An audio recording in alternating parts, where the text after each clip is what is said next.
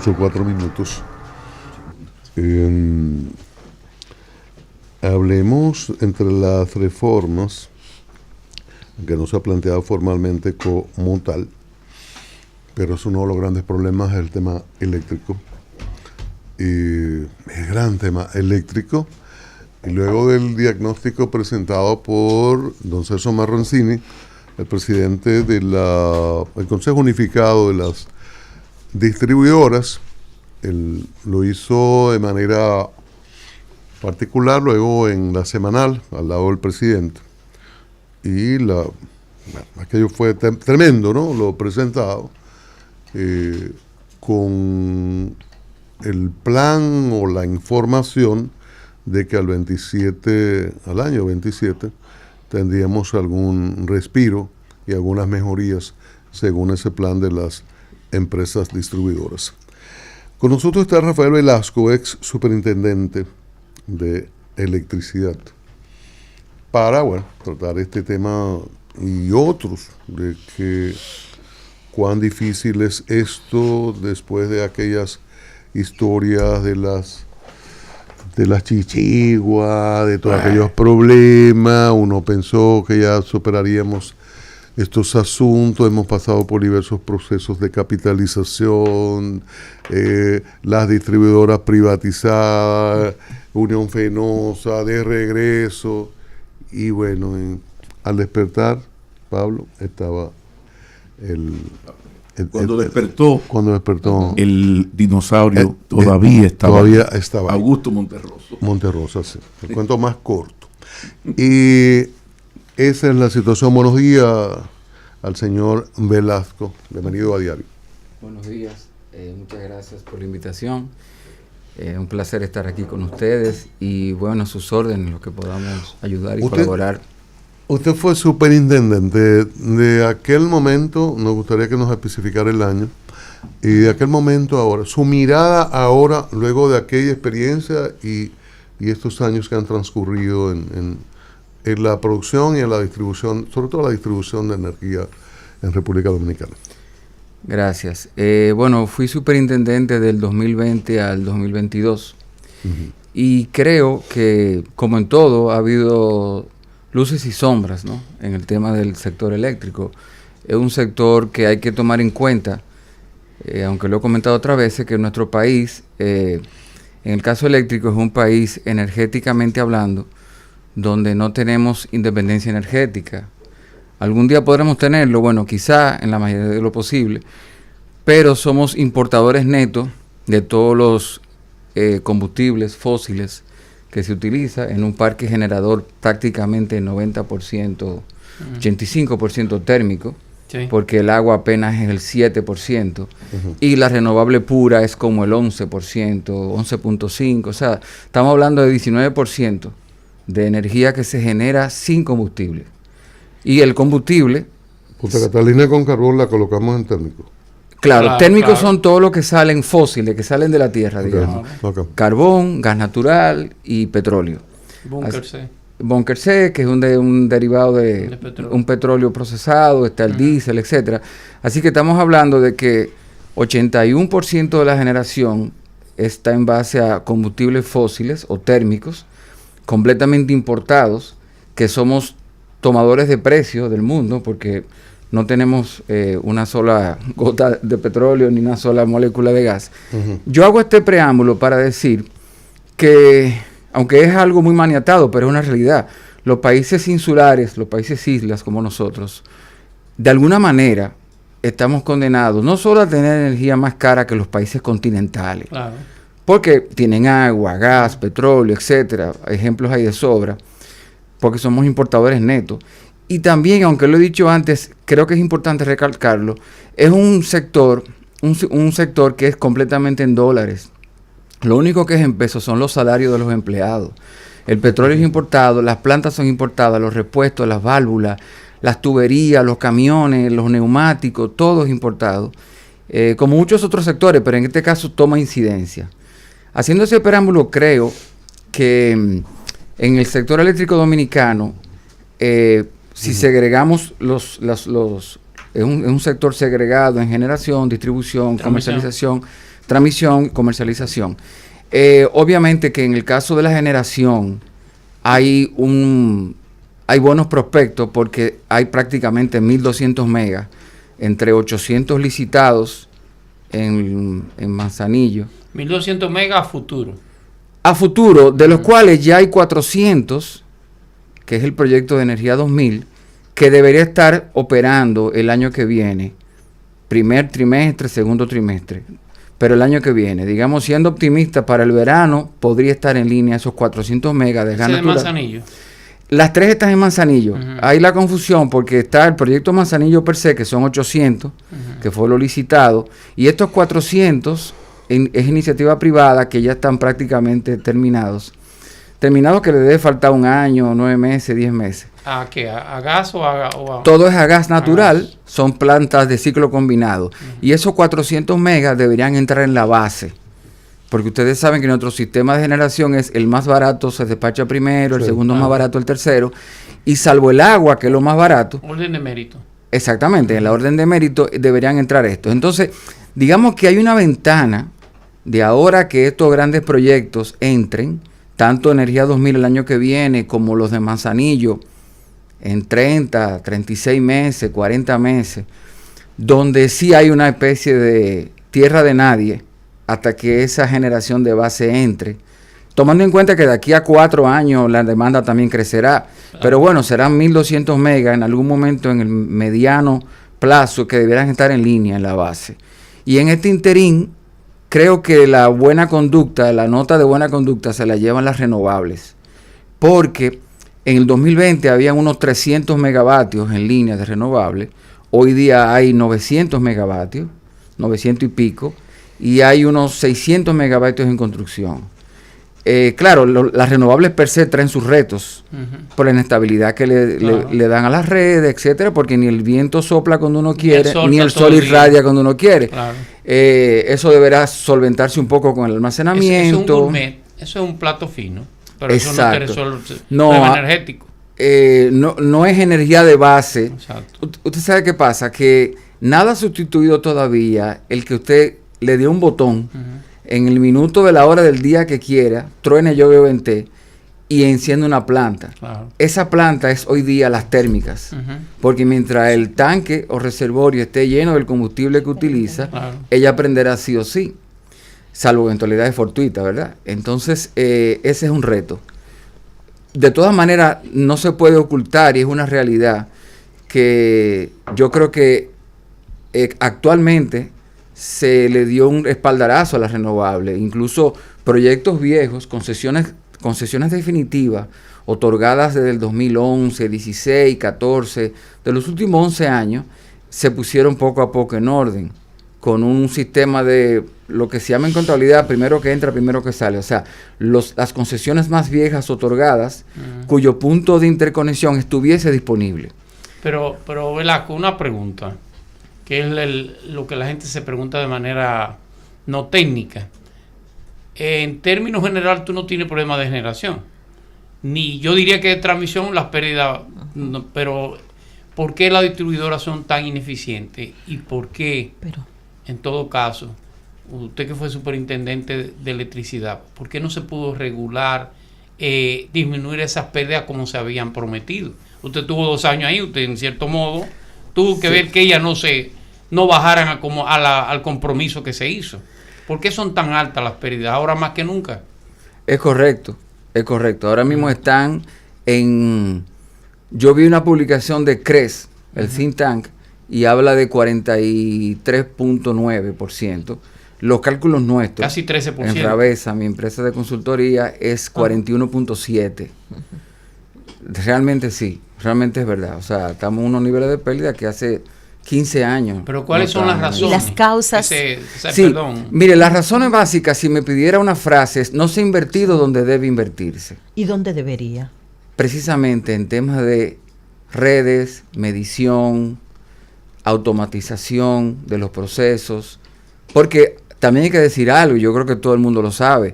Este es un tema de arrastre.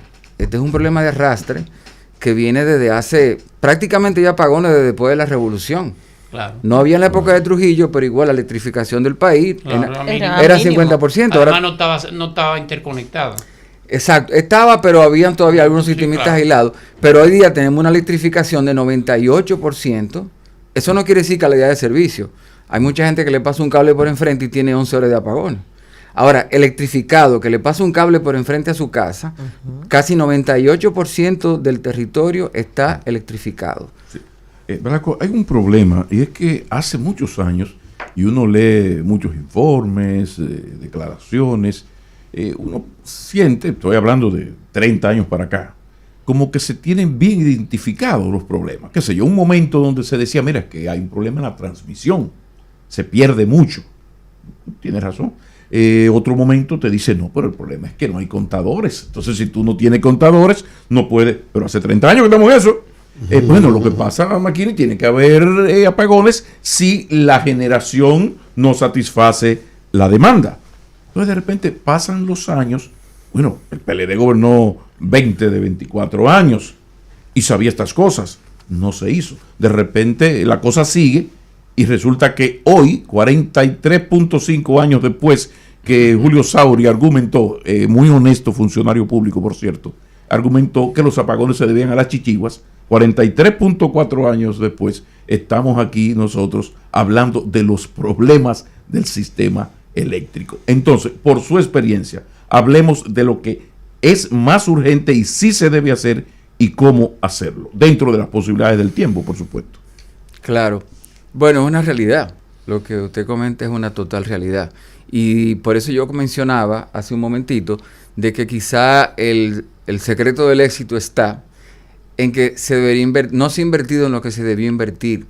O sea, nosotros tenemos un sistema, como usted dice, un sistema eléctrico mega estudiado, con soluciones plasmadas en cada etapa del proceso. Pero en generación no hemos mejorado suficiente, porque ahí la demanda está más o menos suplida. Hemos mejorado, le pregunto, en transmisión, que hace 15 años era muy grave. La transmisión, por ejemplo, del sur para el norte.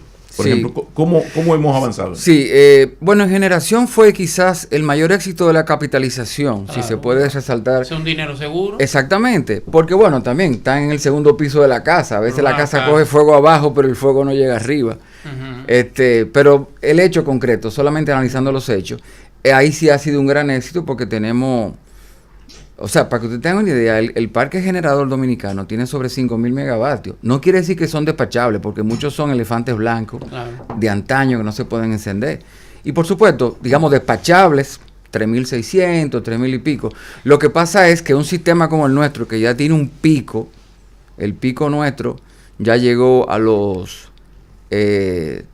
estamos más o menos en 3.000... casi 3.800, 3.850 megas. O sea, insuficiente.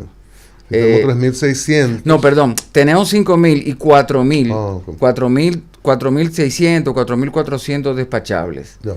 Despachables, pero que tienen mantenimientos mayores, que salen... Que en algún momento hablando. Claro, entonces estamos como que con la sábana hasta donde nos arrope. Y debería haber reserva fría. Es decir, deberíamos tener un porcentaje de la demanda abastecida como reserva fría. Y eso es lo que está faltando. Y la renovable no suple eso. Pero respondiendo a tu pregunta, creo que definitivamente el sector ha recibido incluso fondos. O sea, el BID da unos $90 millones a final de año para gasto presupuestario, que muchas veces en todos los gobiernos se han usado para el sistema eléctrico. El tema está en invertir en lo que se debe. Y yo creo que inversión en redes de distribución, en expandir las subestaciones, y por supuesto en medición. ¿Por qué medición? Porque por medición es que entra el dinero a la caja. Si tú no mides, no puedes cobrar. Rafael Velasco. Claro. Estamos conversando con él en esta mañana y es un ex superintendente de electricidad nuestro y según lo que veo también es consultor en la materia de electricidad. Porque sí, por ejemplo, en el caso de nosotros como periodistas, estamos viendo informes de incluso de los organismos internacionales que han sido incluso parte en algunos momentos para resolver el problema. En esos informes siempre se ha señalado eso, en gran parte que usted está mencionando. ¿Por qué si hemos tenido tanta inversión no lo hemos resuelto? ¿Qué ha sucedido? Muchas veces vemos un préstamo para mejorar las líneas de transmisión de Cutupú, por así decir. Ok, viene préstamo, se ejecuta, pero mire el resultado a este tiempo. ¿Qué es lo que ha pasado? Sí, sí, gracias. Sí, yo soy consultor, tengo 30 años en el sector, o sea que he tenido la oportunidad de ver como las etapas de precapitalización, postcapitalización. ¿Tú vienes con Unión Fenosa? Yo vengo de antes. Yo fui primero generador, fui gerente comercial de varias generadoras. Privadas. Estuve también con Fenosa un tiempo hasta que se marcharon. Ahí también trabajé con el Estado cuando fueron recapitalizadas. Luego pasé a una distribuidora privada, un sistema aislado. Y luego ya me independicé con mi empresa, Ravesa Associates Services, que la tengo desde el 2011, de consultoría, básicamente consultoría, tanto en renovable como en convencional. La realidad es que el sector eléctrico, en el fondo, quizás viene porque, aunque está todo, es como en la economía pueden estar todas las variables, pero hay una variable que es completamente especulativa y psicológica, que son las expectativas. Cuando la gente cree que el precio va a bajar o va a subir de algún producto, un commodity, desinvierten aunque esté el dinero. Entonces, en el caso de esto ha sido gestión. Yo creo que el gran talón de Aquiles... La gestión. En toda la época, todas las épocas. Yo por eso le decía que yo creo que es un tema, y además me parece que hay evidencias de ello, es un tema de arrastre, donde, como decía el señor McKinney, tenemos, para decir un número, 30 años, 35. Vaya. Exactamente. Y bueno, es un tema de que no se ha invertido en esas áreas, es un tema a veces de empleomanía numeraria, en algunas épocas más que otras, y también en temas de gestión, que yo creo que ha sido el gran reto de todas las administraciones, poder tener un coto a eso. Porque a veces las multilaterales dan indicadores con los cuales quieren supervisar la gestión tal y tal, pero al final son seres humanos y personas y gerentes y técnicos los que van a hacer ese trabajo en campo. Entonces ese es un tema serio en el caso del sector eléctrico público en nuestro país, sector eléctrico en general.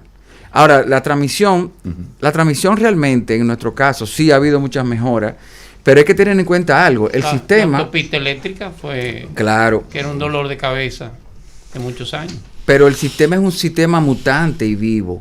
O sea, por ejemplo, a partir de la penetración de renovables, integración de renovables, la transmisión ha tenido otro reto adicional, en donde necesita... Es como decir, las carreteras que hay eran de 4 vías, pero ahora hay más carros, hay que ampliar a 12. Es igual, los electrones antes iban en ciertas redes, ahorita esas redes hay que ampliarlas, porque ya los electrones no caben.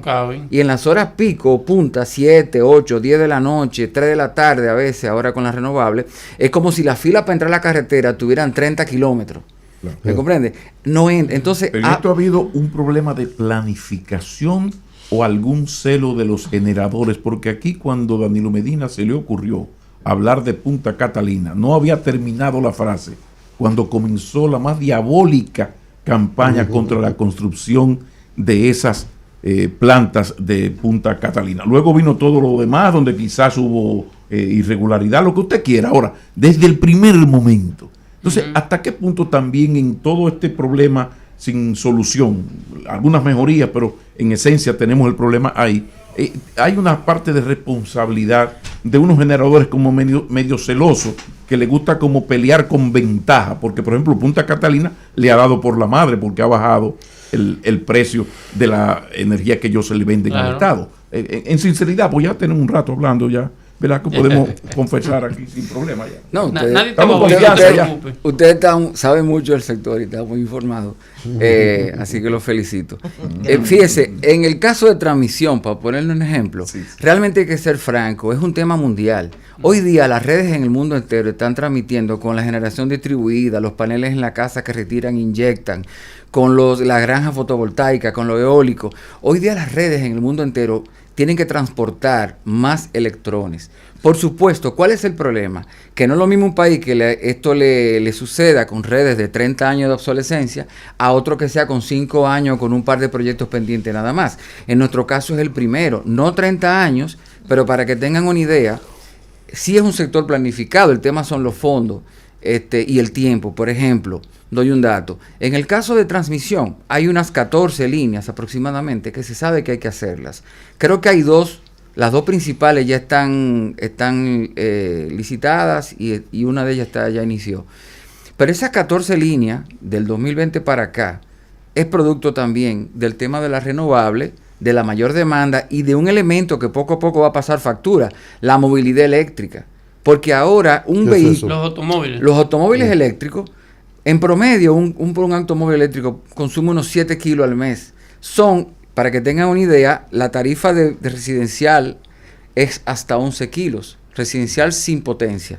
O sea que son casitas andantes de 4 ruedas. Eso en un país petrolero, con mucha agua, con gas, no pasa nada.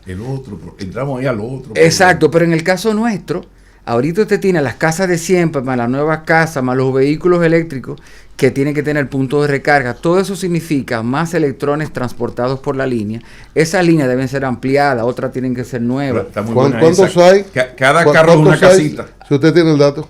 Hay como unos 7,000 vehículos eléctricos, pero ahí están incluidos las motonetas. Sí. Que son la mitad. Pero además va rápido. O sea, ya el mundo del auto híbrido llegó a la República Dominicana e incluso el eléctrico. Estamos hablando de que en los próximos 4 o 5 años un porcentaje altísimo del parque vehicular va a ser... Óyeme, eso es mañana en la tarde. Mala carga en las casas, porque hay unos 500 puntos de recarga en la vía, no en la vía pública, en lugares privados con acceso público, parqueo de supermercados, hoteles, etcétera, bancos, pero también están los cargadores en las casas. Entonces, es como si fuera un inversor. Cuando usted pone a cargar ese carro en la noche, son 3 horas o lo que fuere, depende del tipo de cargador, que entonces también aumenta. Entonces, y para terminar la idea, y mire dónde puede estar el cuello de botella en el caso de transmisión. Transmisión cobra un peaje por sus redes, que la deben pagar distribuidores y generadores. Y con eso, transmisión debería poder solventar sus proyectos. De hecho, transmisión es rentable, no cobra lo que debe cobrar, pero aún así es rentable. Vive lleno de cuartos. Tiene que estárselo transfiriendo al Estado. Pero fíjese un tema. La mitad del sistema eléctrico son empresas gestionadas por el Estado. La distribuidora, la hidroeléctrica y básicamente esta, ¿verdad? Pero las generadoras privadas realmente pagan el peaje, entre otras porque están compelidas a hacerlos. Ahora las distribuidoras no lo pagan. Históricamente no lo han pagado. Y eso hace un faltante de caja a transmisión. El otro elemento es que aún transmisión con el dinero para hacer todas estas redes, que le den 470, 500 millones para hacer las 14 líneas, es un tema de que no están listas en 5 meses. Eso se toma 4, 6, 7 años, 5 años. ¿Por qué? Porque hay que hacer derechos de paso, el trazo, etcétera. Entonces, es un tema de muchas aristas. Tiene muchos bemoles. Velasco. Y yo Velasco. creo... Ajá. Este programa no es chismoso ni nada que se le parezca, es que es un programa muy técnico, debo decirlo. La crisis del 2022, el FAO se te pegó a ti.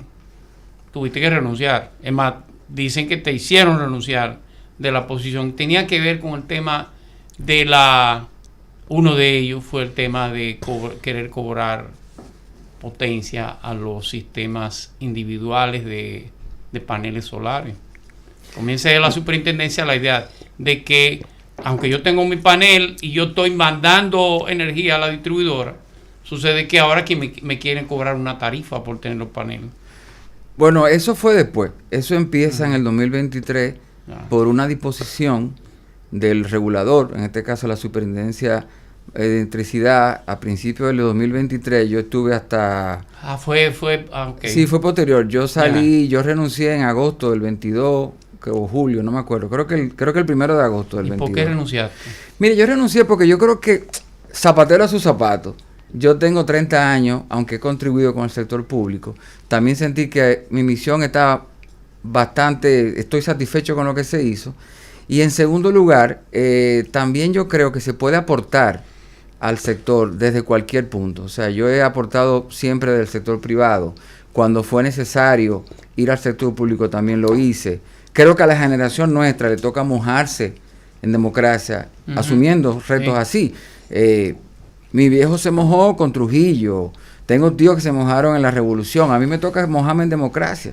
Y si tengo la oportunidad de colaborar en lo que sé, pues lo hago.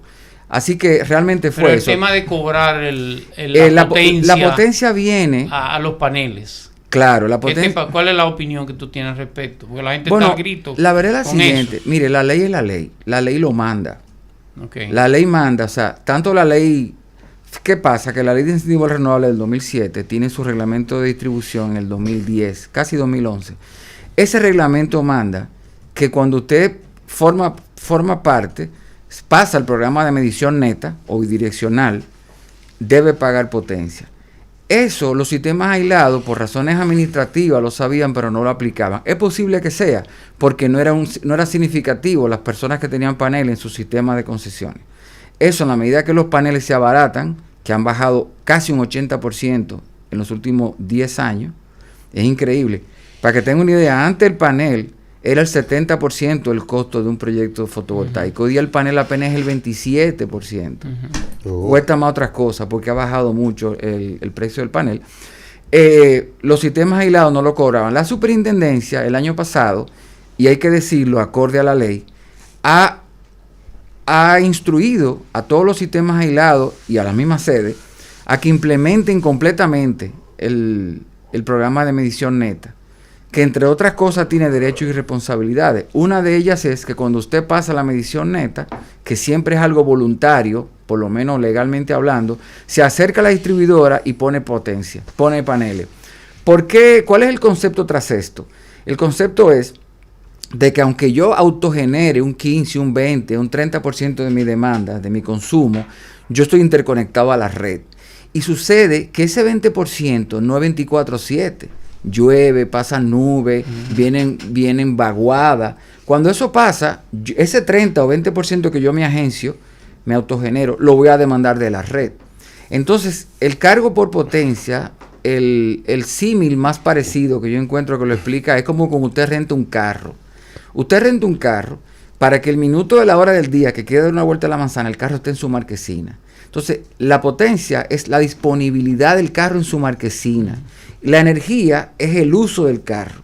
Entonces, ¿cómo se calcula esa potencia? La potencia se calcula, eso realmente es un... Es por la carga. Sí, igual le digo, menos de 11 kilos en el sistema interconectado, aún tengan paneles, no lo tienen que pagar. Si tiene menos de 11 kilos, porque así sacó una resolución hace muchos años la Superintendencia de Electricidad. Pero por encima de 11, sí tiene que pagar el cargo por potencia. Hoy día... Los apartamentos en sentido general no llegarían a 11 kilos. Muy difícil. No, para que tenga una idea, 11 kilos es prácticamente generación de iluminación. Si usted tiene un aire, ya pasó de 11 kilos, seguro. Muy probablemente. Pues entonces le iban a cobrar a todo el mundo. No, pero está malo. No, disculpe. Usted me está preguntando de los paneles.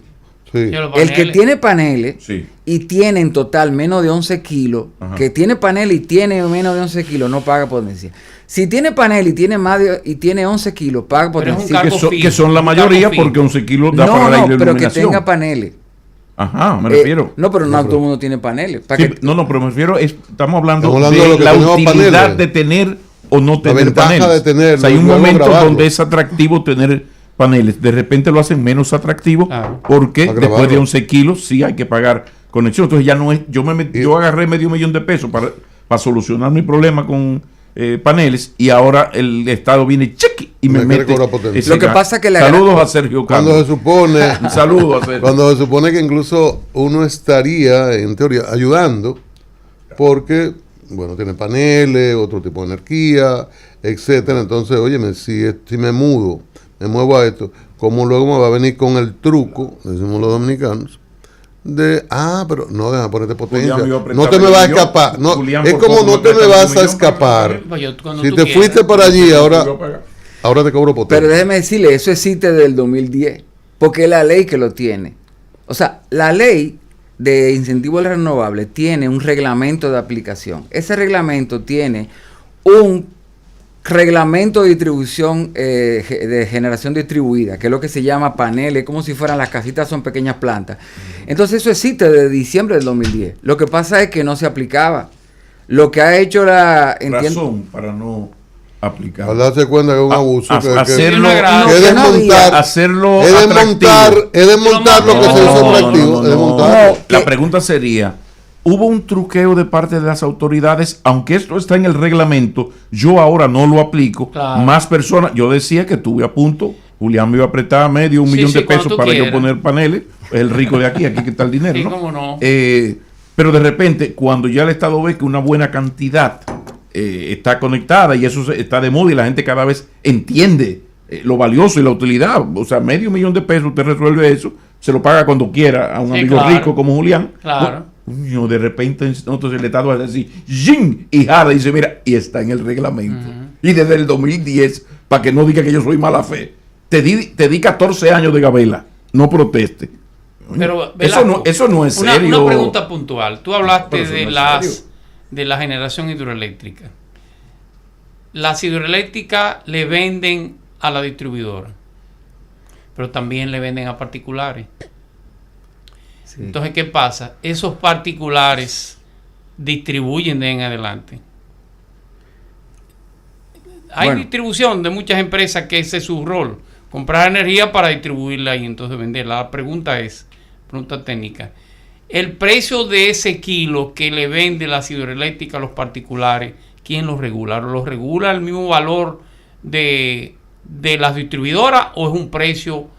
Porque en ese caso se paga un peaje, pero no se paga, es un cliente no regulado. Uh-huh. ¿Cómo se cobra ese kilo? Sí, bueno, voy a empezar de atrás para adelante. Uh-huh. La pregunta es suya, Julián. Los no regulados, el precio es un precio de consenso entre las partes. Es decir, el pliego tarifario solo rige para los clientes regulados. Ahora, si entre las partes más barato que el de la distribuidora. Cuando alguien tiene más de 1 mega, sí, en particular, tiene más de 1 mega de demanda, ya tiene derechos, haciendo unas gestiones, ¿verdad? Ante la superintendencia, saca su certificación de no regulado. Uh-huh. Ese puede ya por ley negociar con la generadora y el precio será de consenso entre partes. Uh-huh. Obviamente no va a vender por debajo del sistema. Entonces, ¿qué pasa? Que si usted me pregunta cómo le vende la GEGIT a esos clientes, uh-huh, yo no lo sé, porque son acuerdos privados. Lo único que el organismo... ¿Pero cómo puede haber acuerdo privado con una institución pública? Porque no entiendo eso. Bueno, es un agente del sector y son decisiones administrativas. Y la ley lo permite. La ley dice que el no regulado, el precio puede ser un acuerdo entre partes. Yo me imagino, y además sé que es así, que las instituciones públicas se cuidan un poco de qué precio van a dar. Las generadoras privadas podrán tener más flexibilidad, serán más flexos en eso. Para hacerte más claro la pregunta, lo que se ha dicho, y lo dijo un dirigente político, es que quien está coordinando el gabinete eléctrico hoy en día es un cliente de GEI.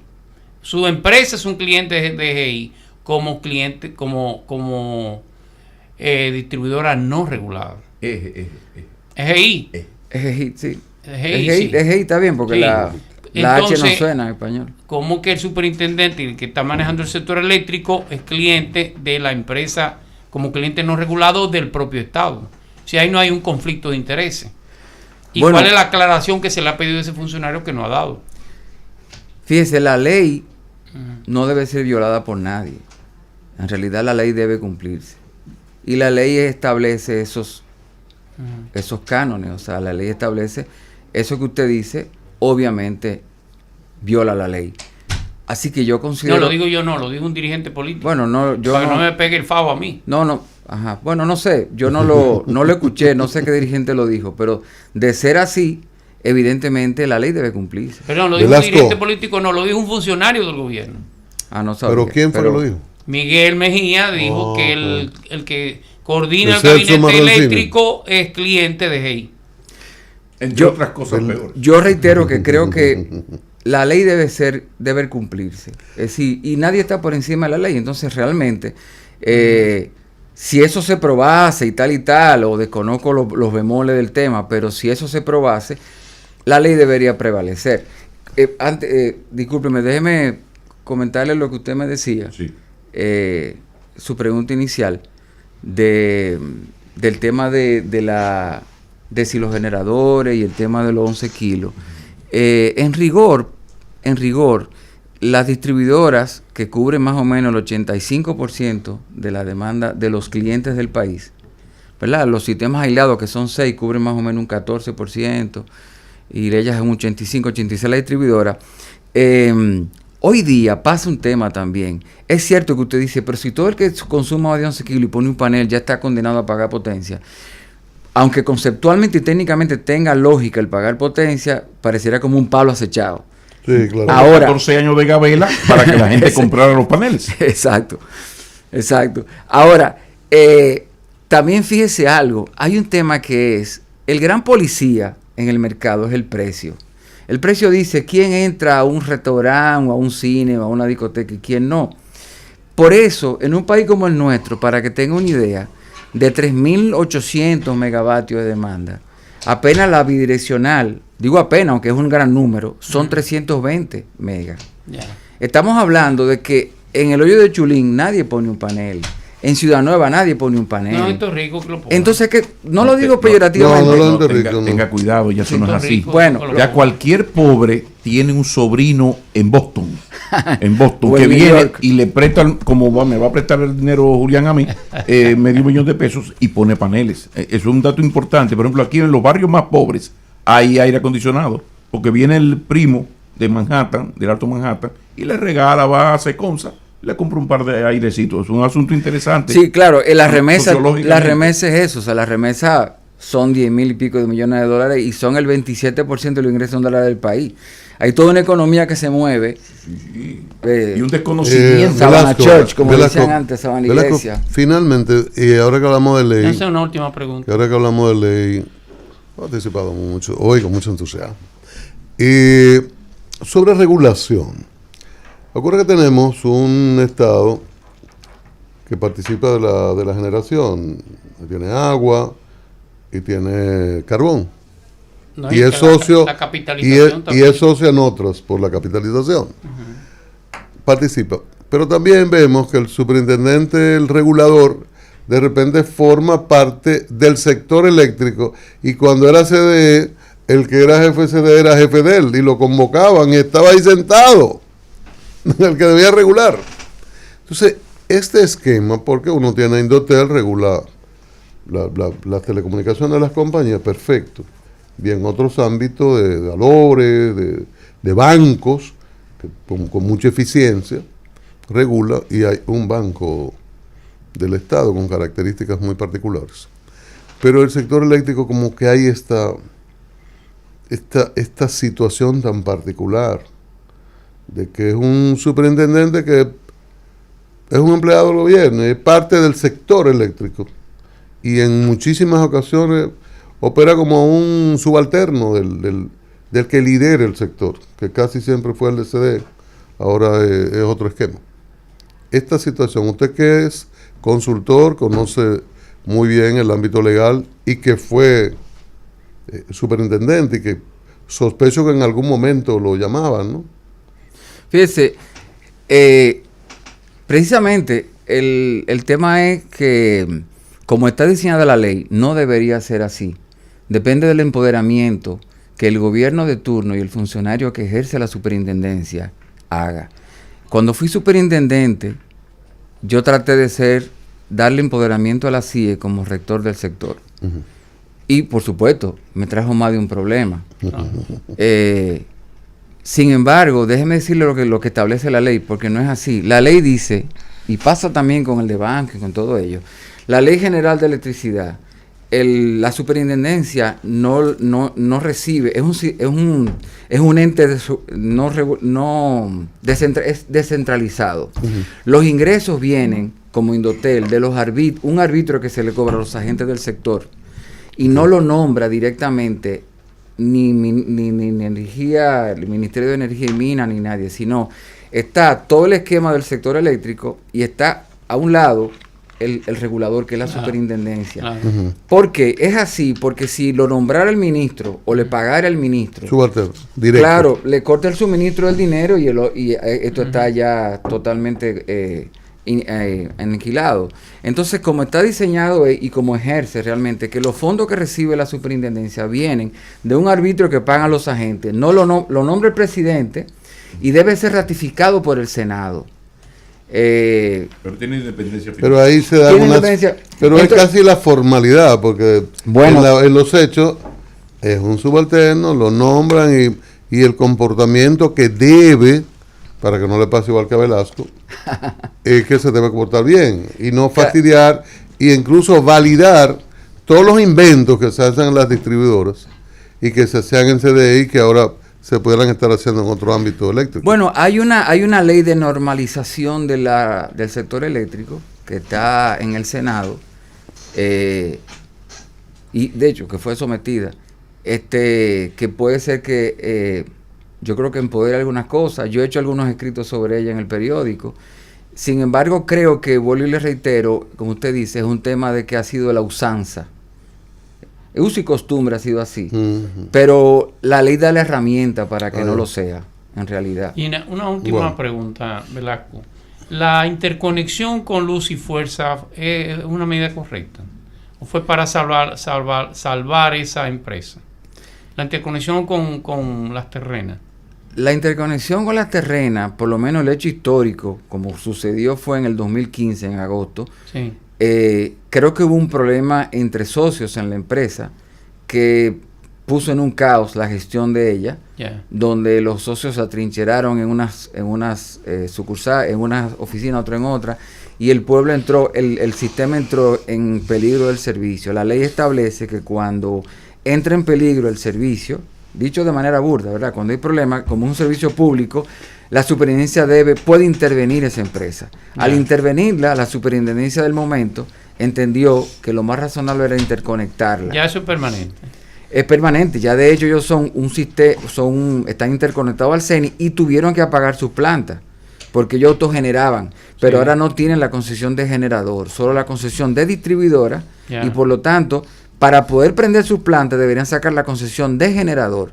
No se ha hecho, tengo entendido, pero el hecho concreto fue que entiendo que fue lo que se hizo en ese momento por una coyuntura muy puntual, pero es de carácter permanente. ¿Cuál es la diferencia brevemente de esa con CEPEN? Que CEPEN tiene una interconexión por una línea dedicada donde CEPEN tiene como un leasing con esa línea. Donde por unos años, no sé si son 25 o 30, la utiliza, paga peaje a la transmisión y al final de ella la línea pasa a transmisión. En el otro caso no, la línea es de transmisión y es de ella sola y la construyó a su solo costo, etcétera. Bueno, gracias Velasco. Siempre a sus órdenes y Rafael gracias por Velasco, invitarme. ex superintendente de electricidad, consultor del sector de muchos años. Qué bueno tener esta conversación que aclara muchas cosas.